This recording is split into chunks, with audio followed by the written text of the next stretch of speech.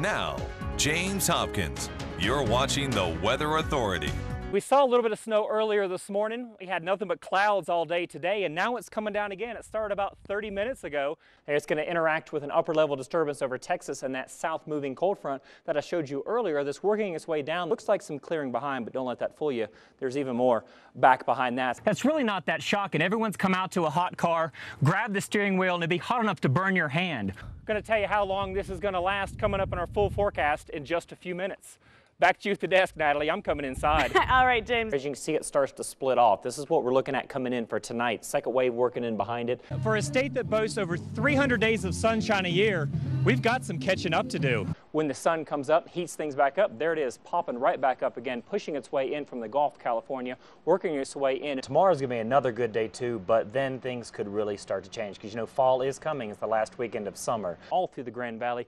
Now, some of these I-70 corridors could see upwards of 70-mile-an-hour winds. We're going to gradually start to get just a little bit warmer there. Wednesday topping out the week at 98 here for Junction. You can definitely see where that cold front is working its way in. Still nice and warm over on the Front Range, 82 for Pueblo. The snow started to fall, and it's actually starting to stick, which means the city crew could be looking at a very long night.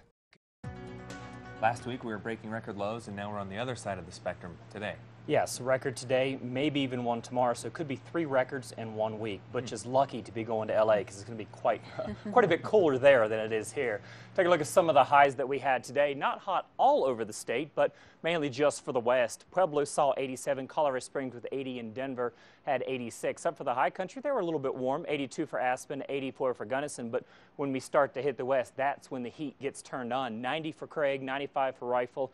Work your way over into Utah. Salt Lake City saw 100, Lake Powell 101, Moab 99. Not quite that hot here, but the 97 was hot enough to be the hottest part in our state and also hot enough to hit the record. It tied the record. It was just 2 years ago of 97 on this date. Now the normal for this time of year is only 89, so keep that in mind when I tell you how hot it's going to be tomorrow. Started out at 60, which is right around normal. Montrose topped out at 93. Currently in Grand Junction, we're at 79. Winds out of the east-southeast around 7. That humidity nice and low.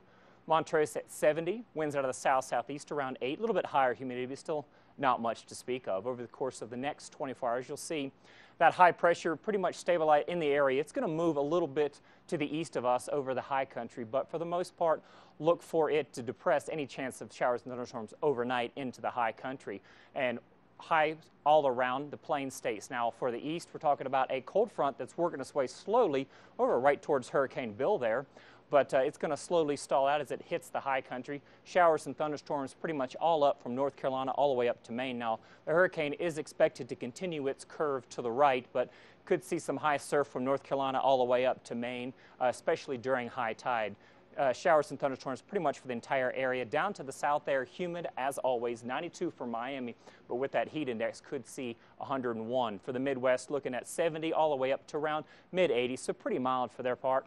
Now for us, 95 for Vegas, 94 for Phoenix. Now these are still hot, but quite a bit cooler than they've been for, let's say, the past 3 months. That's because of this monsoonal moisture slowly working its way in, not quite getting to us, but that's going to change as we get out to the next 7 days. We're talking heat here in the Grand Valley. Just how hot? Well, pretty hot. Most of the places are going to be anywhere 10 to 15 degrees higher than the normal for this time of year. Hotchkiss 96, Delta 98, Paonia should top out around 94. Work our way up. To escape the heat tomorrow, you might want to hit Powderhorn, maybe even Mesa Lakes. They're topping out in the mid-70s tomorrow. You might do some hiking up there tomorrow. Come down through the canyon there, 101 for Debec, 102 for Palisade. If you're in Palisades, I'm going to grab your inner tube and jump in the river because that's the only way you're going to cool off. Orchard Mesa should top out right around 98. Moving around to our neck of the woods here, Clifton 99, Whitewater the same. Fruita and Mac both hitting triple digits, and also up there at Lake Highline should hit triple digits tomorrow too. Glade Park getting into the action there at a 93. Now for tonight, 63 is where we should get down to, nice and mild, mostly clear. Winds out of the north around 5 miles an hour. Now for tomorrow, it's going to heat up, and it's going to heat up quick. By lunchtime, we're already going to be